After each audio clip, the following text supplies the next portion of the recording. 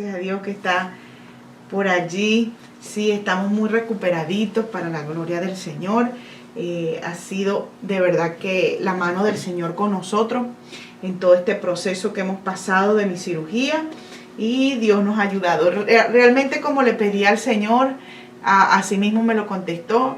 Le dije: Señor, si me toca hacerme una cirugía, que me den el mismo día. No quiero pasar mucho tiempo en el hospital. Y así fue, me dieron el mismo día. Quiero que mi recuperación sea pronta, que no haya mucho dolor. Y realmente así fue. Me dijeron: te va a quedar mucho dolor en tus hombros porque te vamos a soplar mientras hacemos la cirugía. Y realmente yo, hermano, mentiría si les dijera que yo tengo dolor en mis hombros. Dios ha sido tan bueno, y le dije: Señor, que cuando abran allí no encuentren absolutamente nada malo, nada dañino. De todas maneras, yo estoy en tu voluntad. Y así fue. Tuvieron que sacar lo que tenían que sacar, pero nada de gravedad. Y aquí estamos para la gloria del Señor. Estábamos anhelando de verdad estar con todos ustedes. Como les decía, en teoría este es el devocional 152, porque yo espero que, aunque yo no haya estado aquí en la pantalla con ustedes o diariamente aquí en representación, usted lo haya leído, usted haya leído la palabra del Señor. Tengo un mensaje de una prima de Venezuela que me dijo: me acosté a las 12 de la madrugada leyendo para poder terminar el libro de Segunda de Samuel. Es que el día de ayer, si nosotros leímos diariamente cada capítulo, los 2 capítulos que nos correspondían, el día de ayer nosotros debemos haber terminado ya los 24 capítulos del libro de Segunda de Samuel. Si no lo hizo, yo le invito y le animo y le motivo a que lo haga. Un libro de verdad que a mí me pareció sorprendente en todas las historias que ahí hay, y de mucho que aprender.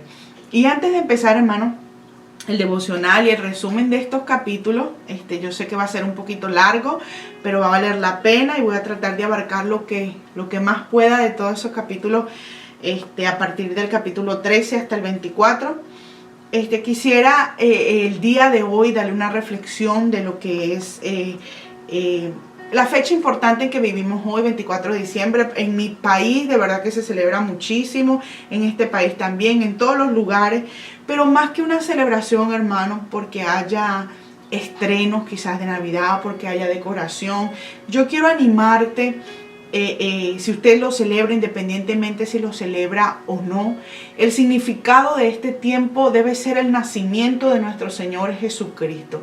Que más que un nacimiento que algunas personas ponen en casa, Jesucristo haya nacido en su corazón. Porque si no, en vano sería toda esta celebración. Ahí sí que es una celebración mundana totalmente. Más que un estrenar ropa físicas nuevas, usted estrene misericordia de Dios cada día, gracias de Dios cada día en su vida. Y más que dar regalos a otros para demostrar su amor, usted hoy, al igual que ayer y que lo va a hacer mañana, demuestre al Señor su amor. Dé algo a Dios. No espere que Dios le dé todo a usted. Dios te da el respirar diariamente. Pero ¿qué regalo especial estás preparando para tu Señor el día de hoy? Quizás dele la mejor alabanza, dedique horas a la oración, a meditar con Él, a sentarte a escuchar su voz. Y más que un arbolito en tu casa, que haya el árbol de la vida en tu casa para que tú puedas comer del fruto de la vida que Dios quiere darte para ti hoy. Eso son las fiestas del Señor, y no las cambiemos por la fiesta de este mundo o por tradición. Recordemos que más que nuestra ciudadanía física, de donde usted sea, de México, de Perú, de Panamá, Costa Rica, Venezuela, americano, recuerde que su ciudadanía es la ciudadanía celestial. Y nosotros, más que cultura venezolana, puertorriqueña, dominicana, americana, lo que usted quiera, donde usted es, tengamos cultura de reino, cultura celestial. Esta debe prevalecer en nuestras vidas. Bueno, mis hermanos, vamos a ir a hacer una oración en esta mañana. Es tiempo de que usted comparta, de que usted le dé like. Gracias a todos esos hermanos que de verdad comparten y le dan like a los programas y son parte de que esto se escuche y llegue a otras personas. En el nombre de Jesús vamos a dar gracias allí todos juntos. Padre celestial, gracias te damos, Señor. Gracias te damos una vez más por tu gran fidelidad, Señor. Tú has sido bueno, Señor, grandemente bueno para con nosotros, Señor. Gracias por este día. Gracias, Señor, porque hasta aquí usted nos ha traído. Permite que este día sea de devoción a ti, sea de gratitud a ti, sea para celebrarte a ti, Señor. Y más, Señor, que extrañar a seres queridos, más que extrañar, Señor, quizás una cena con los nuestros, estar todos juntos, Señor, que meditemos en ti, que pongamos nuestro refugio en ti, Señor, en este día. Que tú seas, Señor, ese gozo y esa paz verdadera, Señor, en este día especial. Bendiga nuestras casas, bendiga nuestra mesa, Señor. Bendice el trabajo de cada uno de mis hermanos que se esfuerzan, Señor, diariamente, Jesús. Gracias te damos. Bendícenos en esta mañana. Ayúdanos, Señor, a entender tu palabra, a encontrar deleite en ella, a encontrar gozo en ella, Señor. Bendecimos tu nombre como un solo hombre, en un mismo sentir, en un mismo espíritu y en un mismo deseo en esta mañana. En el nombre de Jesús, amén y amén. Aleluya. Bienvenido mi amigo Frank Reyes, que está por allí, mi amiga Liliana, Isabel, mi hermana, mi hermano Julio. Aleluya, que por ahí lo vi que estaba de vacaciones, pero ahí está. Bueno, mis hermanos, nosotros quedamos hasta el capítulo número 12, la última vez que hicimos el devocional. Y desde el capítulo 12 vemos cómo fue el pecado de David con Betsabé. Sabemos que fue un hombre conforme al corazón de Dios, pero que también hubo en él pecado también grande, y las consecuencias pues fueron del tamaño de su pecado. Fue adulterio y a la misma vez mató al esposo de Betsabé para quedarse con ella, y todo esto desató unas terribles consecuencias tanto en el reino. Primero abrió una grieta terrible en la vida familiar de David. Dios le prometió a él por medio de Natán, le habló de las consecuencias de su pecado, que no faltaría la espada en su familia, en su reino. Y así fue.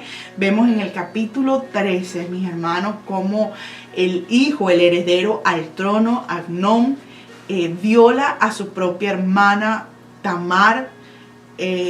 Dice que él se enamoró de ella, pero en sí no era amor, era lujuria, porque al final él estaba angustiado porque esta muchacha era virgen y no fácilmente iba a caer en las garras de él, o iba a ser difícil hacerle cosa alguna. Y realmente esto era lo que él quería.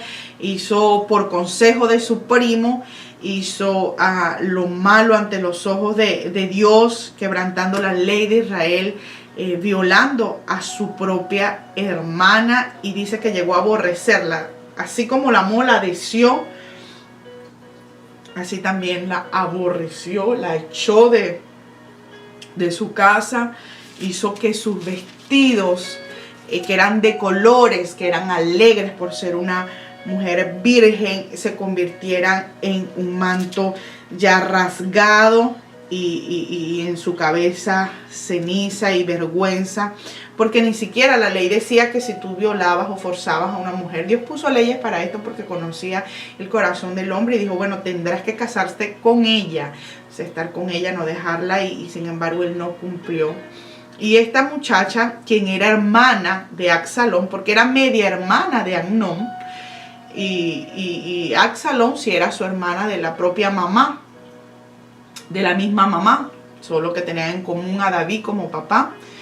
Ella se refugió en su hermano Absalón, por supuesto, le contó, y esto desencadenó odio en el corazón de Absalón, quien se llenó de odio y duró 2 años, yo creo, planificando su venganza que tomó lugar también, como vemos, porque David se enojó, dice el versículo 21 del capítulo 13 dice que David se enojó, mas sin embargo de allí no pasó, quizás porque era heredero al trono, quizás por el escarnio de las personas que iban a decir, porque la consecuencia y la paga de esto era muerte. Según la ley de Dios, a este joven tenían que matarlo, pero imagínense, ya que quedaba Absalón como heredero al trono.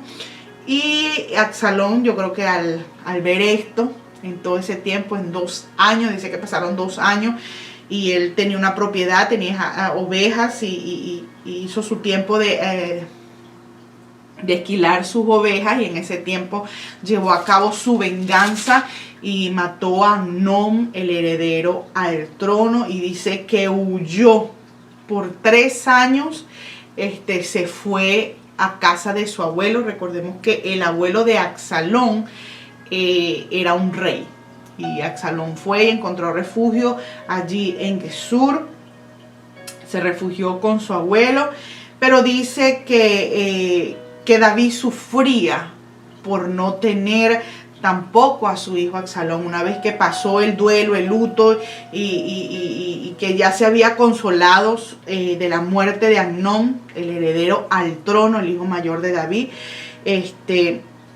él anhelaba a Absalón. Me imagino que su espíritu se había humillado a tal punto que necesitaba a su hijo. Y ahí es donde entra Joab, quien era el capitán del ejército, digámoslo así, de David, el primero ahí al mando del ejército, y él envió astutamente, ¿no? Él hizo una trama total y se consiguió una mujer de un lugar llamado Tecoa, y me llama mucho la atención el valor que tuvo esta mujer, porque la Biblia la llama que era una mujer astuta. Él no buscó un sabio, él no buscó un consejero al ver a David de esa manera, que sufría por su hijo Absalón, quien había sido desterrado. Por 3 años había sido desterrado, y esto significaba para Israel que el futuro de Israel para un sucesor de David estaba lejano, era incierto.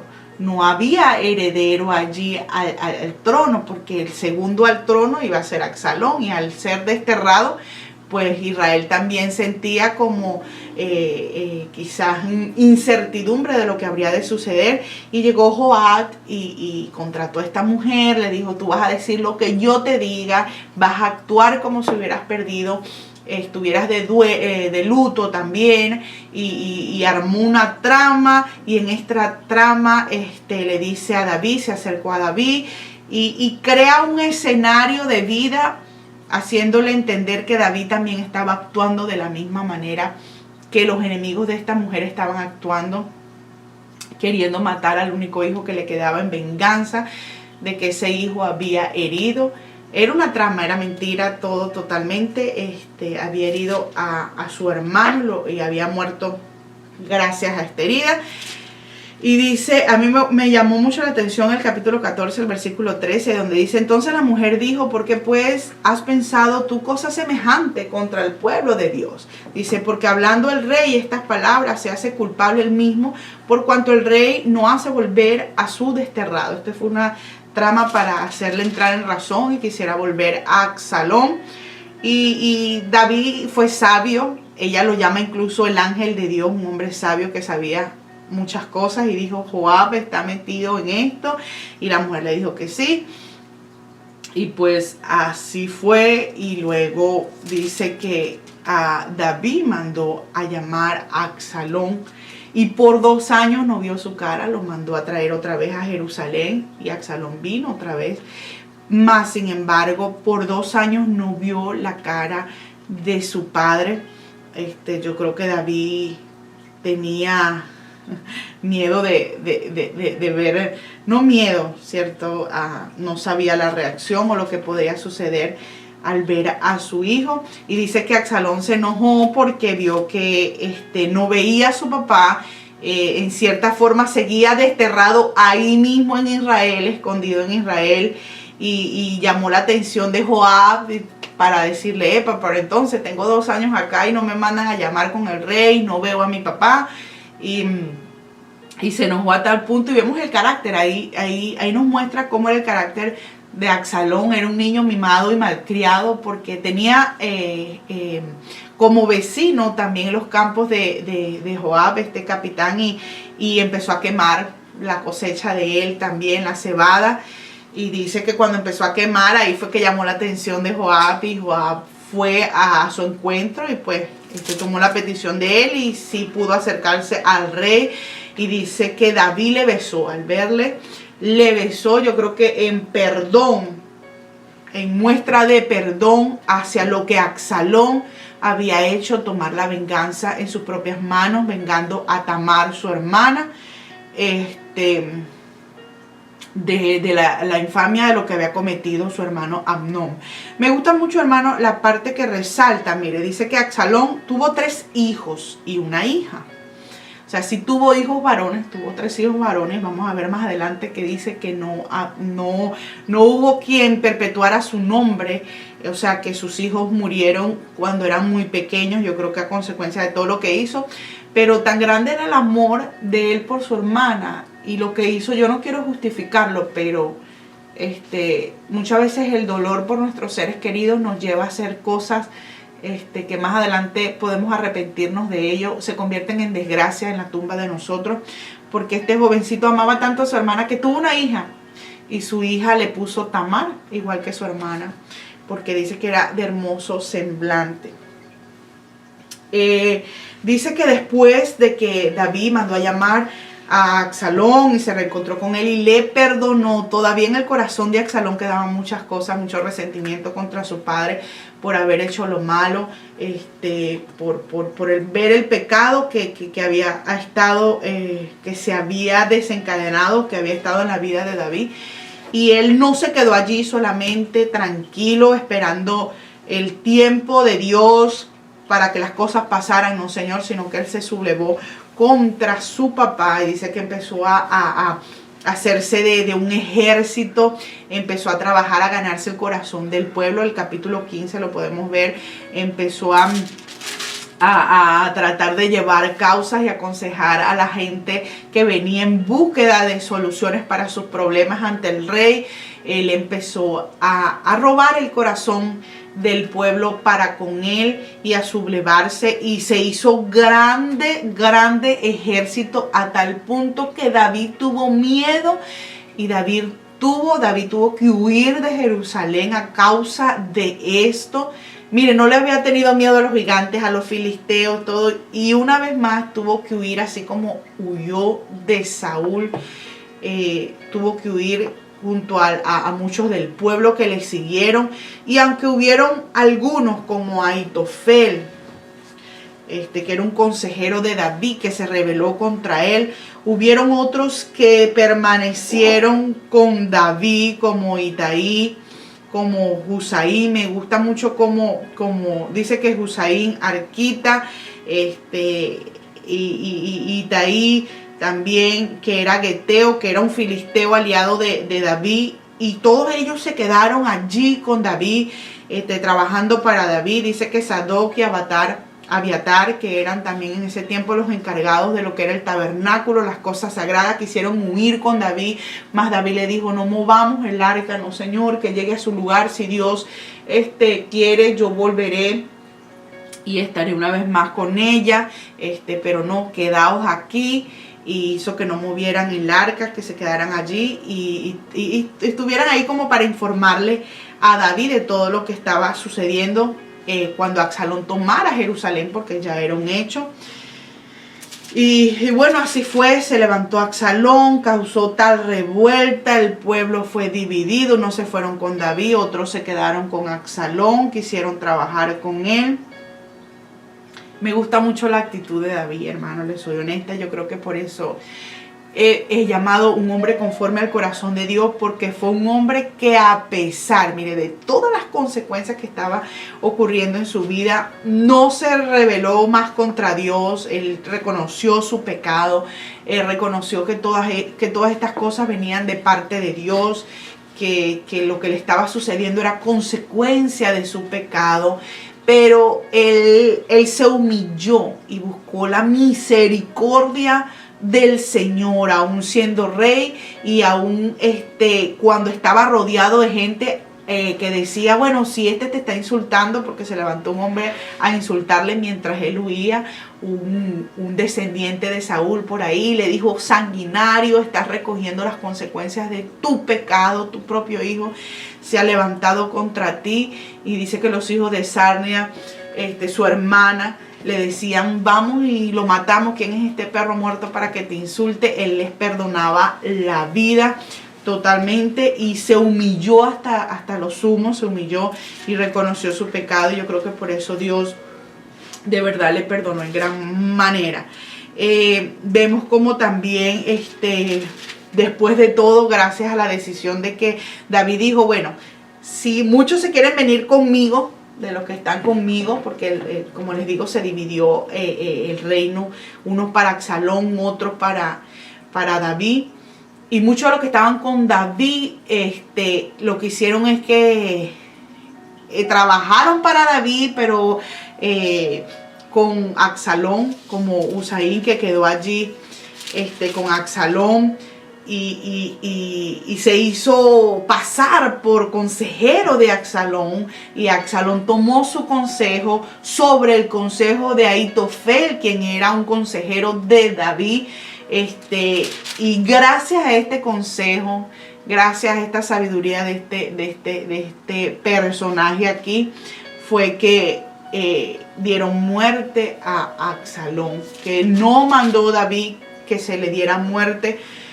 Solamente no pidió que no le hicieran daño, más sin embargo Joab le mató. Y me llama mucho la atención que no aparece en la Biblia revelado si David se dio cuenta de esto. Yo creo que si David hubiera sabido que fue Joab quien mató a Absalón, porque dice que su propia cabellera, lo que lo embellecía, quizás el orgullo que él tenía, fue la causa de la muerte de él. Quedó enredado en un árbol, en una árbol, quedó enredado por su cabellera y allí no pudo desenredarse, y vino Joab y lo mató. Cosa que yo creo que David nunca se dio cuenta ni nunca supo. Sufrió por ello. Y quería indicarles aquí, hay una parte, hermano, en el capítulo 18, versículo 18. Dice que en vida Absalón había tomado y erigido una columna. Dice, la cual está en el Valle del Rey, porque había dicho, yo no tengo hijos que conserven la memoria de mi nombre. Pero leímos en 2 capítulos anteriores que él había tenido hijos. En el 15, 3 capítulos anteriores, que él había tenido, fue el 15, fue el 14, que él había tenido 3 hijos, fue en el capítulo 14, dice que le nacieron 3 hijos y una hija. Entonces quiere decir que estos muchachitos murieron a temprana edad, y no había quien tuviera memoria del nombre de Absalón, y solamente le quedó hacer una columna que le puso su nombre. Y dice que hasta ahora, me imagino que en el tiempo que está el autor de este libro escribiendo, quedó esa estatua allí con el nombre de Absalón. Y fue muy triste la reacción de David con Absalón, a tal punto que llevó al pueblo a entristecerse. En vez de la victoria que tuvieron, que pudieron regresar a Jerusalén después de la muerte de Absalón, dice que David venía a gritos, y es que la muerte de un hijo nunca es tu enemigo. Yo creo que no se ve como un enemigo, aunque el hijo se subleve. David lo amaba y decía, hijo mío, dice, ¿quién me diera que muriera yo en lugar de ti? Así era el amor de David hacia su hijo Absalón. Muy triste, de verdad, las consecuencias del pecado. Mire lo que unos minutos de pasión, porque de ocio, que David tuvo al no ir a pelear a la guerra, sino quedarse allí en el palacio descansando mientras otros estaban peleando. Ver a una mujer desnuda y codiciarla, primero se gestó todo ese pecado allí, y cometió homicidio, hizo todo lo que hizo, y mire las terribles consecuencias del pecado. de David. Pero sin embargo dice que él vuelve a Jerusalén, no con las mismas fuerzas, vuelve a reinar. El capítulo 19 lo dice, ya sus fuerzas no eran iguales, y vemos como también hay una parte que quisiera resaltar, hermano. Dice que habla de dos Mefiboset. Habla aquí de que Mefiboset y de su siervo Siba, que cuando David estaba huyendo, Siba le encontró y le llevó asnos, le llevó panes y le llevó vino, pero le habló de Mefiboset. Le dijo, no, Mefiboset se quedó en Jerusalén, diciendo, a lo mejor Dios restituya todo, ¿no? Lo que el reino de mi padre. Mas sin embargo, más adelante, cuando David regresa, dice en el capítulo 19 que cuando David regresa a Jerusalén, él se encontró con muchas personas que habían estado del lado de Absalón, pero que pidieron perdón y encontraron perdón una vez más. Y dice que también estaba Mefiboset, porque habían dos Mefiboset, uno hijo de Saúl, pero también uno hijo de Jonatán. Pero aquí llama a Mefiboset, el hijo de Jonatán, lo llama como hijo de Saúl, como familia, del linaje de él, porque dice que es lisiado de los pies, y dice que fue Siba quien como dice aquí, está en el capítulo 19, versículo 24, dice, también Mefiboset, hijo de Saúl, descendió a recibir al rey. Dice, no había lavado sus pies, ni había cortado su barba, ni tampoco había lavado sus vestidos desde el día en que el rey salió hasta el día en que volvió en paz. Y esto de entender que realmente Mefiboset estaba sufriendo por lo que le había pasado a David. Y le dijo, y luego que vino él a Jerusalén a recibir al rey, el rey le dijo, Mefiboset, ¿por qué no fuiste conmigo? Vemos que David sintió eso, se sintió pues adolorido porque él no había ido también con David a huir. Dice, y él le dijo, rey, señor mío, mi siervo me engañó. O sea, está hablando de Siba. Entonces ahí no sabemos, tampoco la Biblia aclara quién estaba engañando a quién, pero vemos que también por la reacción de Mefiboset hubo un malentendido y un desacuerdo entre Siba y Mefiboset. Él no pudo, el escojo no pudo llegar al encuentro, pidió que Siba le hiciera esto, pero parece que Siba dice que lo engañó y lo calumnió. Así es como lo trata, y pues David al final decidió dividir toda la herencia de Mefiboset entre Siba y Mefiboset, entre los dos. Así es. Y después vemos que se levanta Seba, no Siba, otro hombre malvado, que se subleva también con David. De verdad que David de ahí no encontró paz en su reino, pero sin embargo la misericordia del Señor ayudó a David, y gracias a la astucia de una mujer, porque dice que este hombre Seba huyó a Abel Bet-Maca, eso está en el capítulo 20, versículo 15, y dice que ellos sitiaron allí este lugar para capturar a este hombre Seba. Este hombre se escondió en aquella ciudad, y estos, los guerreros de David, Joab y todos estaban dañando esta ciudad. Y vino esta mujer astuta o sabia, digámoslo así, porque la Biblia no le llama astuta, sino que le llama sabia. Dice que esta mujer habló con Joab y le dijo, ¿por qué vas a destruir la ciudad, que es un baluarte? Vamos a mediar y nosotros te vamos a... Tú quieres a un solo hombre, pues te vamos a dar a un solo hombre. Y así que ella les dijo al pueblo, habló con el pueblo, y el pueblo decapitó a Seba y lanzaron por los muros la cabeza de este hombre, y así paró la ira de Joab y se calmaron y no destruyeron la ciudad. Me llama mucho la atención que la mujer, de verdad que tiene un papel muy importante en la Biblia. Hay muchas mujeres utilizadas para bien, muchas mujeres utilizadas para mal. Las mujeres en muchos casos es llamada, la Biblia está llena de mujeres muy sabias, mujeres que supieron actuar en el momento que tenían que actuar y lo hicieron bien, y fueron como mediadores de paz. Me gusta eso. Habla también la Biblia ahí en ese mismo capítulo de los oficiales de David, y también habla de la venganza de los gabaonitas. Recordemos, hermanos, que los gabaonitas, y eso está en el libro de Josué 9, 16, 20, capítulo 9, 16, 20. Este era un pueblo que cuando Josué vino a entrar a la tierra prometida y dijo, bueno, vamos a entrar y él venía devorando toda ciudad que se encontrara y Dios daba la victoria. Vinieron estos hombres de esta ciudad y se disfrazaron como hombres que venían lejos, hicieron pacto con Josué y engañaron a Josué, pero hicieron prometer que el pueblo de Israel no les haría daño a ellos. Era una promesa que ellos tenían que cumplir delante de Dios, de que el pueblo de Israel no lastimaría a los gabaonitas.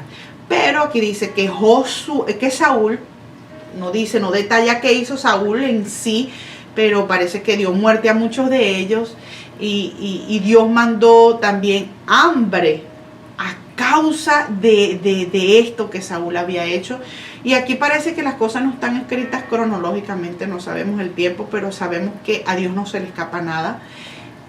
Israel no guardó el pacto de no lastimar a los gabaonitas, aunque eran enemigos de Israel en un principio, estaban allí camino a que Israel los destruyera, pero Israel hizo una promesa en nombre de Dios allí y tuvieron que cumplirla, pero aquí Josué no la cumple y entonces hubo hambre allí en Israel y dice que David pues pidió al Señor y Dios le dijo, y me dio con los gabaonitas, y los gabaonitas le dijeron, bueno, dame 7 hombres, vida por vida, 7 hombres de los que hayan quedado de Saúl, este hombre que nos hizo tanto daño, para que nosotros le matemos. Y dice que David tomó, y aquí está una historia tan, hermano, de verdad tan poderosa, y yo me tomé el tiempo para buscar el nombre, el significado de esta mujer llamada Rispa.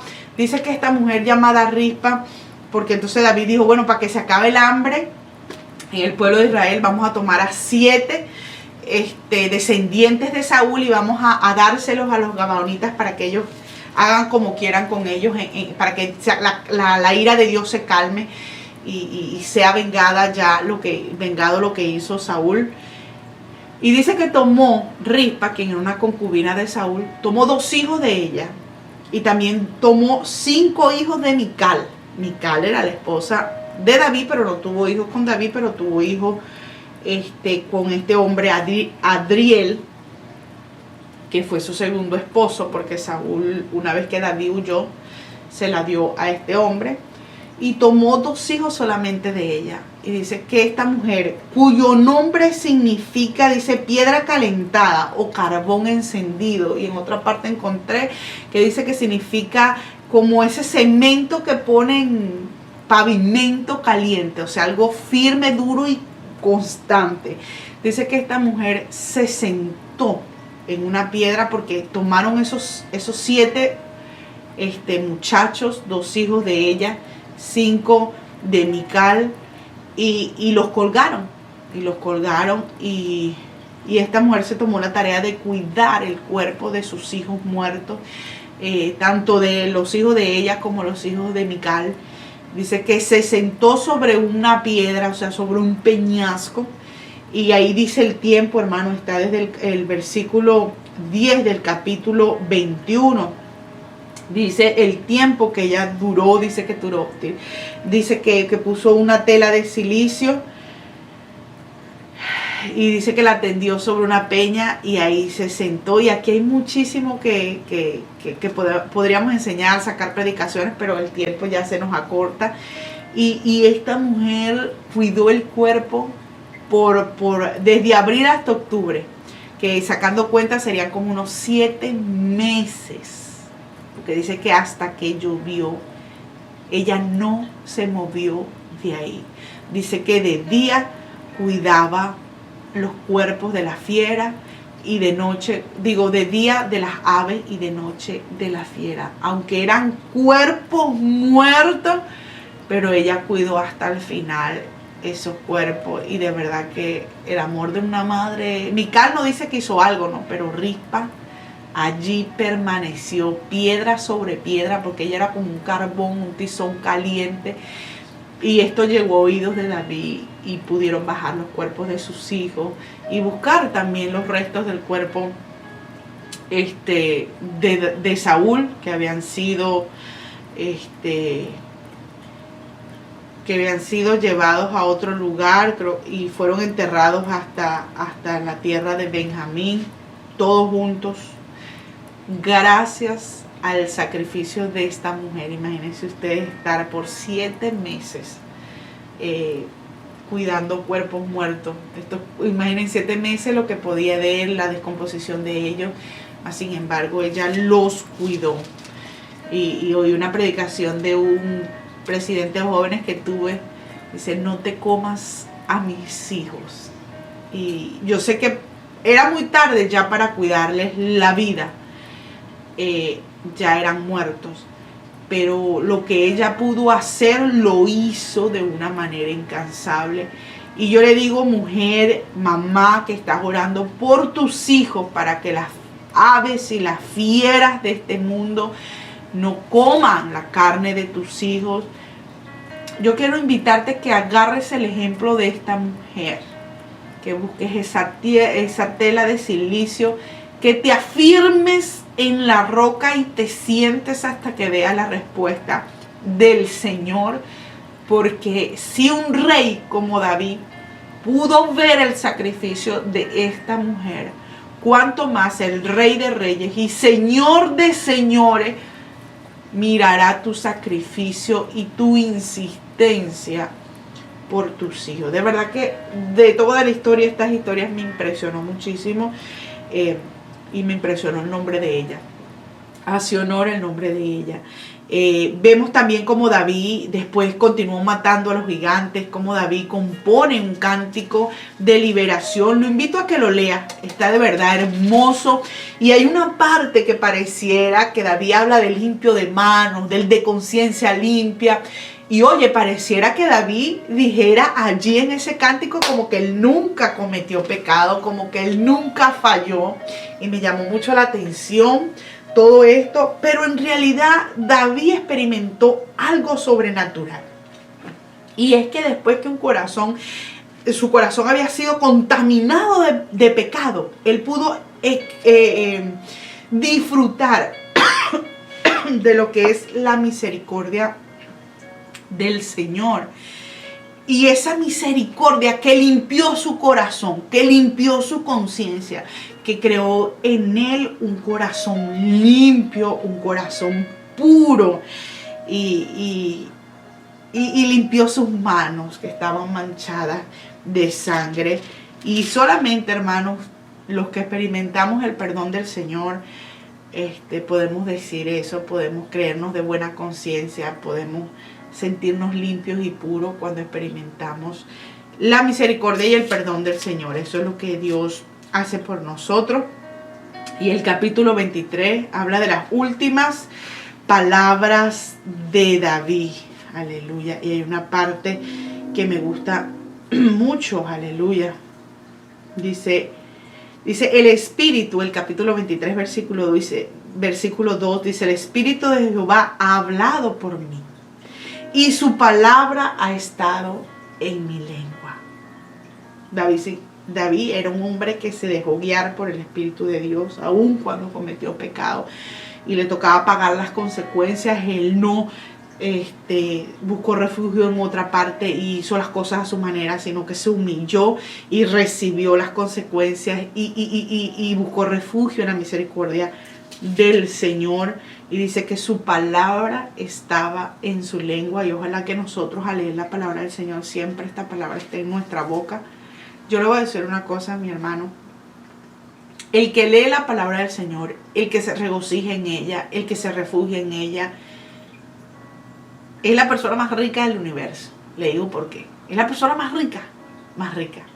Porque usted puede estar pasando por lo que usted esté pasando, pero usted hace rema la palabra, o la palabra de Dios se hace rema en su vida, porque usted empieza a repetir esa palabra, a repetir, y usted puede estar en la necesidad más grande que esté, pero tiene la palabra de Dios en su boca. Usted es la persona más rica del universo, porque esa palabra se siembra allí, nace, da fruto, y usted puede estar pasando por lo que esté pasando. Usted siente un gozo sobrenatural.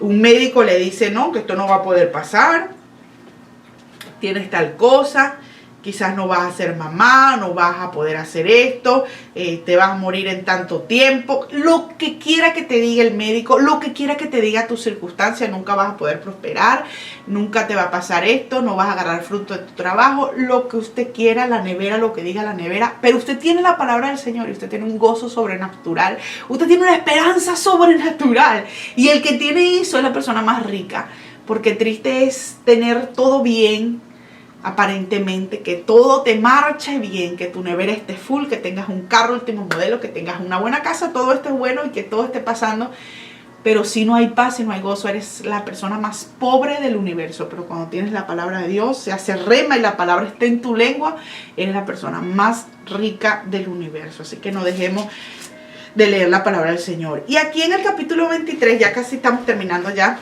me gusta una parte. Mis pescaditos están haciendo desastres allí.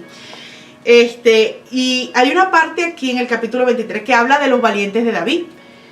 Habla como de 37, pero hay 3 que eran especiales. Y yo me tomé la tarea de buscar el significado de ellos. Uno era José Basebet, Eleazar y Sama. Y habla de lo que estas personas hicieron. Por ejemplo, José Basebet dice que este hombre mató a 800 hombres en una sola ocasión. Imagínense la fuerza de este hombre, matar 800 hombres en una sola ocasión.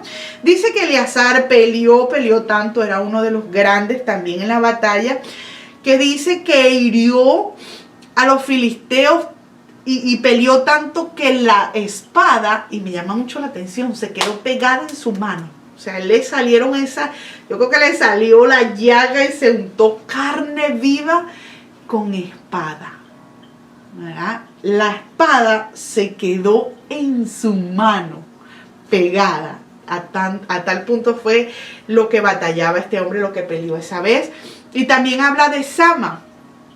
Dice que también este hombre, cuando todos huyeron, cuando el pueblo de Israel huyó y no querían defender unos terrenos, él se paró en medio de ese terreno y peleó, y Dios le dio la victoria, aun cuando todos huían. Y el nombre del primero significa morar, permanecer. Yo te invito a que tú permanezcas, que la presencia de Dios sea tu morada, que permanezcas en Dios, no importa lo que venga, tú permanezcas en ella. Estos eran los 3 principales valientes, no pudieron superarlo. Todos los que estaban alrededor de David, que fueron valientes también, pero estos 3 nadie pudo superarlo. Porque el primero era permanente, permanecer. Él moró en Dios. Eleazar, este que se le pegó la espada a su mano, el nombre significa Dios es ayudador. El que permanezca en el Señor sabe que Dios es un Dios ayudador. Que la ayuda viene del Señor, a tal punto que la espada del Señor se pegó en su mano. Que esa espada, que es la palabra del Señor, sea lo que nosotros tengamos hoy para pelear nuestras batallas. Y podamos reconocer que Dios es nuestro ayudador a través de esa palabra. Y dice que Sama significa ruina. ¿Por qué? Porque lo que se veía ruina para Israel, luego se convirtió en ruina para ese pueblo de filisteos que estaban peleando contra Israel. De verdad que estos 3 me llamó mucho la atención. Y yo podría escribir un poema de esto, ¿no? Tu mora, porque también significa sentarte. Tu mora, permanece, siéntate. Y verás a Dios, tu ayudador, traer gran ruina, que significa Sama, a tus enemigos o sobre tus enemigos. Así los demás huyan, tú permanece, espera en la ayuda del Señor y verás la ruina que Dios va a causar a todos tus enemigos. Me encantó, de verdad, que todo este capítulo. Y el capítulo 24, que es el capítulo para finalizar, espero que usted haya finalizado este libro, y si no lo ha hecho, hágalo. Le animo a que haga como mi prima, no pasó el día de ayer, ella se quedó hasta la madrugada leyendo, pero lo terminé. Y así tiene que ser. Una persona con cultura de rey no tiene disciplina y en esto se basa. Si no lo pudo hacer un día por enfermedad, 2 días porque se le presentaron situaciones, pero usted continúe y hágalo. Lea la palabra del Señor. Dice en el capítulo 24 que David censó al pueblo. Me llama mucho la atención, hermano, porque Dios mandaba censar al pueblo muchas veces antes, lo mandó Dios y no era pecado. Pero en este caso, si nosotros leemos cuidadosamente, Dios estaba enojado con el pueblo de Israel. No sabemos el por qué, quizás porque no sabemos el tiempo en que esto sucedió tampoco. Quizás David censó, o Dios estaba enojado con el pueblo de Israel porque se habían dividido, unos se habían sublevado contra David. No sabemos en sí el por qué el enojo, la Biblia no lo dice acá de Dios, pero me imagino que hicieron algo malo, Dios no se enoja porque sí. Y dice que esto incitó a David y él censó al pueblo. Pero este censo, hermano, fue para vanagloria de David. Incluso Joab le dijo, ¿por qué se complace en esto mi señor el rey? O sea, ¿por qué vas a hallar tu complacencia en censar al pueblo? El censar al pueblo también se hacía cuando iban a entrar a una batalla para contar cuánto ejército se tenía. Entonces aquí David quería demostrar o quería quizá contar al pueblo, y esto iba a traer a su corazón, ya trajo, porque en sí si lo hizo, lo llevó a hacerlo, esa vanagloria de decir, mire todo el ejército que he formado, todo el ejército que tengo, y gracias a esto hemos tenido victoria. Entonces esto llevaba al pueblo a olvidarse que la victoria solamente venía del Señor. Pero una vez más, el hombre conforme al corazón de Dios, como es llamado, el dulce cantor de Israel, se arrepintió y reconoció su falta, su pecado. Y Dios le dio a elegir 3 castigos. Bueno, hay consecuencias de todo pecado. Pero imagínense, Dios me dio con él. Y le dijo, bueno, elige de estos 3 pecados, de estas 3 consecuencias, ¿cuál vas a tomar? Podría haber hambre en la tierra, enfermedad, o que tus enemigos te persigan. Y pues él se basó a la misericordia de Dios, que sea lo que Dios quiere, y Dios trajo gran, dice que y Jehová envió la peste sobre Israel. Y dice que cuando esta peste paró, cesó porque cesó en un lugar, en una era o en un campo de alguien llamado Araúna, Jebuseo. Dice que paró en este lugar todo esto. Y David por consejo dijo, hay que hacer un altar aquí en este lugar donde el ángel paró ya de destruir. Y me gusta mucho esta parte, hermano, que ese lugar tenía propietario. Y él, para hacer un altar allí, un monumento a Dios, algo que se reconociera a Dios y se recordara, él tenía que comprar esa propiedad. Y este hombre quería dársela a David. Y David no quiso, dijo, y hay una parte, me gusta aquí, dice, y el rey dijo a Araúna, le dijo, dice, no, sino por precio te la compraré, porque no ofreceré a mi Dios holocausto que no me cueste nada. Entonces David compró la era, dice, y los bueyes por 50 ciclos de plata. Ojalá que usted y yo digamos así al Señor el día de hoy, donde todos nos vamos, a mucha gente toma eso, quiero darle un regalo a mi papá, a mi mamá, a mi familia, a mis amigos, donde usted le ofrezca a Dios algo. No se olvide que ese es el real significado. El centro es Dios de esta fiesta, en realidad es Dios, y que haya nacido en tu corazón. Pero ¿qué le vas a ofrecer a Dios hoy? Y que ojalá que tengamos ese corazón de David en decir, voy a darle a Dios algo que me cueste. Amén. Bueno, mis hermanos, ha sido un placer estar con ustedes. No puedo ver los comentarios aquí, no sé por qué. Pero gracias al Señor, estoy contenta que está por allí mi hermana Nías Cachirino, está mi tío Perpetuo Bocanegra, quien fue mi pastor allá en Venezuela también, mi hermano Lowell Burton, que es como un segundo padre para mí en este país, mi hermana Mirta, mi amigo Fran Reyes, un compañero de trabajo, mi hermana Liliana Isabel, mi hermano Julio, mi hermana Belkis Burton, otra segunda mamá que Dios me ha dado aquí, mi hermano José Miguel.